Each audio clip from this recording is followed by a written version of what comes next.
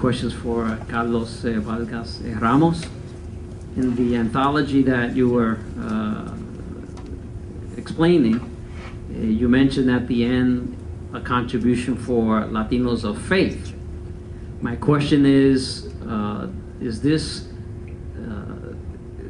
limited to a predominantly Roman Catholic religious experience, or does this also include the growing Latino mainline Protestant, evangelical, and Pentecostal religious experience that, as Dr. Cruz mentioned, we cannot, no se puede tapar el sol con la mano in terms of this reality? And if it is a sin of omission, will this be addressed and corrected? Because, as you know, as I mentioned earlier, and as Maria just noted, the main focus, the main deficiency that has been seen in Latino political participation, in Puerto Rican political participation, is that Latinos, Puerto Ricans, or what have you, are mostly Catholic, and therefore that is the reason for the deficiency. We needed to address and test whether that was the case using different methodologies. So the bulk of the anthology relates to that. However, there is an implicit comparison with non-Catholics, largely both mainland Protestant as well as Pentecostals, evangelicals, etc. So there's an implicit and sometimes an explicit comparison between Protestants and Catholic Puerto Ricans, Protestant and Catholic Latinos in the anthology. But there is no question about the fact that the impetus was to test the tenets of the civic voluntarism model and how Catholicism fare in terms of its impact on political behavior among Latinos. I'm going to ask a question now. Just in terms of that political participation, does your book, or does Verba, I haven't read the book, does he, Puerto Ricans in Puerto Rico have a very high political participation rate. I mean, 85%, they put to shame, the United States any day. Is there any, address of that within your work or Verba's work? Not in this anthology, because the focus was political engagement in the United States. However, in my own research, religion does not appear to have a statistically significant impact on several forms of participation. That does not mean that there are no movements based by religious positions, abortion, gay rights, etc., that will motivate participation in Puerto Rico. That is actually a very hot topic on the island right now.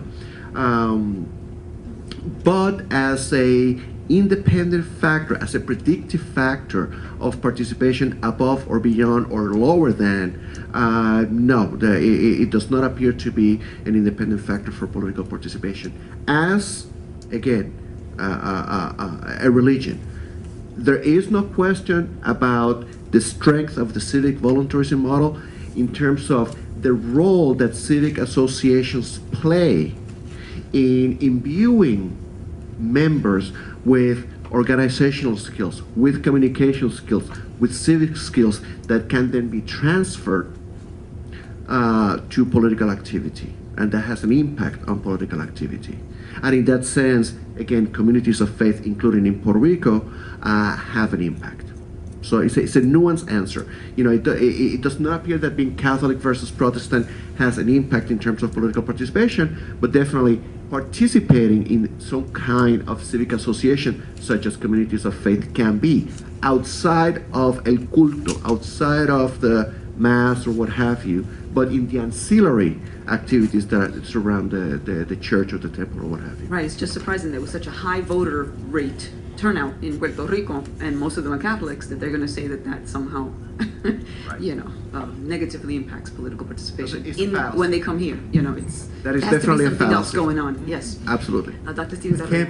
What we found, this was Rizzi's study, was that the 2004 election was a huge difference between Latino Catholics and Latino non-Catholics, to make generic evangelical Protestant.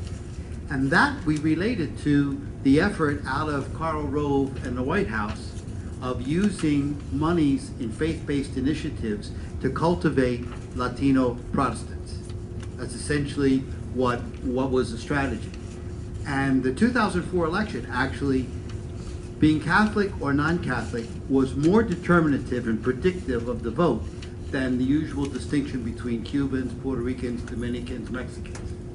But in 2006, with the Sensenbrenner bill, which was passed by the House and which was be very castigatory, a very, very punishing legislation against all immigrants. In 2006, kind of this whole faith-based thing, voting on abortion, stem cell research, that shifted back, and there was virtually no difference between the Latino Protestants, the Latino evangelicals, and Latino Catholics. They were united in resistance to the immigration reform. So the book does show that there's texture, as Carlos was saying, to these things, and that religion is an important factor now within the Latino community. We're not just all the same or all different by reason of ethnicity. And I my own little projection here is that I really do think there's a new nationality, and that is the Latino, because of the intermarriage between Dominicans, Puerto Ricans, Mexicans. And you see this projected in popular culture, you know, when J-Lo is Selena in one of the movies, and Jimmy Smith, Brooklyn College alumnus, is playing a Mexican. So you see that this generation of people, as they move away from the immigration experience itself, have begun to create a kind of new mixture that Latino is one of the hats, along with being Mexican or Puerto Rican or whatever. And I think that the church is plural, not just Catholic Church. I think that is a very real experience of mobilization towards this transnational identity without sacrificing your ethnicity. End of speech. Anyone else? Yes, Dr. Valillo. How is the Archdiocese doing with the Mexicans being Christocentric or not being Christocentric as opposed to Guadalupe? Are they trying to channel that towards the away from Guadalupe, or are they still just staying with Guadalupe?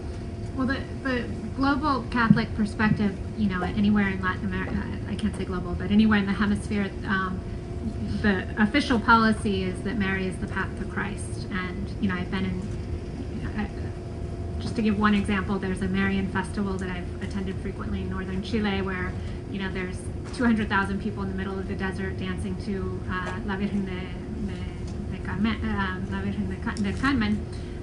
Our Lady of Mount Carmel, who, you know, is the object of devotion for this festival, and the one and only signage that the church puts out says Maria Camino a Cristo.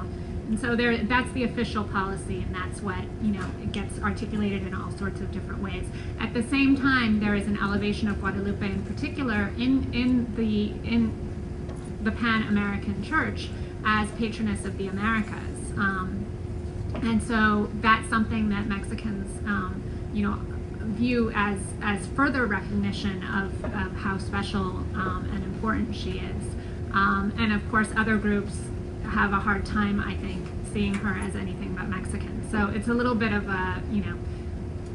But I meant in the Archdiocese here Yeah, in New and York. so that all of that plays out very locally as well. Because so when I was doing research in Chicago, you'd run across a lot of priests who would kind of go rogue, so to speak, and say, oh, these Mexicans really they're not focused enough on Christ. That's not rogue, that's official doctrine. Yeah, that's the official church policy, is that, you know, there's a little bit too much of it. And so, you know, my favorite example is Father Dufel at Ascension Church on 107th Street in Amsterdam every year has a Marian procession that goes from, I think, 97th Street to 107th Street. And it's gotten so big in recent years that people Bolivians come from Virginia, you know, groups of 50, 100 dancers with massive, you know, costumes and floats and trucks that are decorated with flowers. And every group has, you know, Dominicans have Altagracia and Mexicans have Guadalupe, and there's, you know, just dozens and dozens of groups. Probably every country of Latin America is represented at this point. And at the end of it, it's always the week before Election Day, and Father Dufel gets on the mic and he says, don't forget, all Marys are one, and I hope you registered to vote. Go vote on Tuesday. And so for me, that's sort of, you know, the best kind of articulation of sort of how these things get worked out. There's an expectation that people are supposed to check their Mary at the door and, you know, have this sort of pan Latino Marian experience as a path to Christ. And for a lot of groups, that's just not, sensitive enough to their particular pathway through their faith. The one comment is that it seems to me like subtending the conversation today is a conversion story that hasn't been confronted, which is that conversion to secularism is a conversion experience. That, sort of underneath this question of academics being secular, you have to accept a secular religiosity and the rituals of that religiosity and the philosophies of that, And it seems to me like there's underneath here, there's sort of a closeted conversion that's demanded of people in the secular academy. And I'm wondering, should we talk about that? That part of the problems with Latino studies, part of the problem with gender studies, public health even, is that there's no room to speak about the conversion that's demanded of people when they become academics, especially if they come from religious backgrounds. The other thing I wanted to say is thinking about popular religiosity, there are two movements that have been very deep in Puerto Rican community, Latino community. One is the 12-step movement in terms of the recovery from addiction, and also in terms of HIV/AIDS, the kind of spiritual encounters people have when they become positive and the kind of reconstitutions of their lives that occur. And I'm wondering whether that's a resource as well that feeds into this notion of popular religiosity as well. I have to admit that I'm a little confused about how is this working? How we're dealing with the notion of teaching religion in, let's say, Puerto Rican studies. Because for me, it has very little to do with, it's almost like we're mixing what people believe and what people do. So for me, teaching religious studies in the Puerto Rican studies, or to do research within Puerto Rican studies that include religion, has to do more with the fact that if there are 1,500 Latino churches in New York City alone, and there are 1,500 different organizations, how could you ignore 1,500 organizations in the city of New York and do any type of studies? And in this case, Latino studies. So I really don't see what's the conflict? Because we're kind of threading to two different issues. The issue of just cultural studies, and I guess unless I understood Tony incorrectly, I differ from him a little bit in that for me, religion is culture. So why wouldn't you study that culture? And I think it has to do with the fact that for too long the social sciences had been captive by this notion that religion would disappear. And even though from an epistemological perspective, when you believe something, you don't see what's there. So we've ignored what's there because we've been trained to not see it. But it's a major force. The Pentecostal movement has been the most consistent organization or structure for Puerto Ricans and other Latinos now in New York City. Since his arrival here in 1927 in the Greenpoint section of Brooklyn, has become a major force. So for any anthropologist, anyone to ignore it has to do more with being blinded because of what we're trained. So going along with what you're saying, I would call it conversion. I don't disagree with what you're explaining, but I would just say that we were trained not to see what's there, and I call it epistemology. How do you know what you know? You're focused on that's not important, and there's elitism also. That's for people who don't know what they're doing. But even if they don't know what they're doing, let's assume that religious people are unsophisticated, unknowledgeable, and ignorant, which they're not. Let's assume that. Why would you still not study 1,500 organizations? That's the real question and challenge I think that Puerto Rican studies has in terms of incorporating this into their system of research. My name was mentioned that, so one word. I think that secularization means different things to different people. And speaking as a person that studied comparative religion, you acquire a sophistication where you can explain a reality as those people understand it and do it objectively without imposing your own values. And I think that you can be secular talking about religion without being a believer that only that no religion exists. I don't know if that's what you were talking about, but No, that's not what I'm talking about. What I'm saying, but that's my response to your. Yeah, your what I'm note. saying is that secularism is I an can be repeating professional religion. about what I say and still be religious. It's City University. Yeah, well, I mean, to be honest with you, I think there's a whole assumption about being objective that I would disagree with you about. But what I'm trying to say is that secularism is a religion, that it models itself on a religion, and that it's part of religious pluralism. And I think the performative contradiction we're in religious studies is that we don't treat it as a religion. That's what I'm arguing. We only have a few minutes, Professor Fernandez. Well, I mean, that's true in the sense that some people make atheism a religion as well. So if you, from that point, yes. And I agree. But that was my point about this method of using spirituality as a methodology. I was shocked by Duke University Press publishing that, because obviously they are finding this a valid way of doing research. Now, I don't know when this study comes out in the future of the history of this woman who was enslaved. Are they going to be using that source as being part of her history? Will we accept that? This is fascinating. So that's, you know, that's really taking it to another direction.